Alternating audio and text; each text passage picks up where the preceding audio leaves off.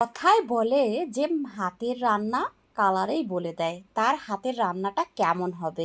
ঠিক তাই। দেখুন, আজকে রান্নার আয়োজনে ছিল কাতলা মাছ দিয়ে রান্না করব গাঠি। এই তো পেঁয়াজ বেরেস্তা করে নিচ্ছি। বেশি করে পেঁয়াজ বেরেস্তা করলে কিন্তু আপনার রান্নাটা অবশ্যই একটু টেস্টটা বেশি বাড়বে। এটা কিন্তু প্রথম নম্বর গুণ। দ্বিতীয়টা হচ্ছে মশলা সুন্দরভাবে পারফেক্ট বসলেই আপনার রান্নার ঘ্রাণটা কিন্তু বেড়ে যাবে। আর আপনার কষানোটাই বলে দেবে আপনার রান্নার গুণাবলী কেমন হবে। এই কটা টিপস আপনাকে মানতে হবে রান্নার জন্য। আর এই তো দেখুন, রান্না কিন্তু শুরু। ঝোলটা করে নিলাম, কষা কষা ঝোল। মাছের মাথাটা ছেড়ে দিলাম। মাছটা সুন্দর করে ছেড়ে দিবেন। আর এভাবেই দিয়ে একটা কাঁচা লঙ্কা দিলে কিন্তু ভালোই লাগে তরকারিটা।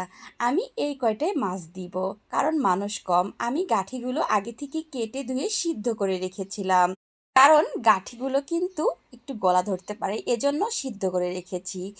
আর এই তো মাছটা কষিয়ে আমি গাঁঠিগুলো ছেড়ে দিয়েছি। আর আপনারা ঠিক এইভাবে রান্নাটা করে ধনিয়া পাতা দিয়ে নামিয়ে নেবেন।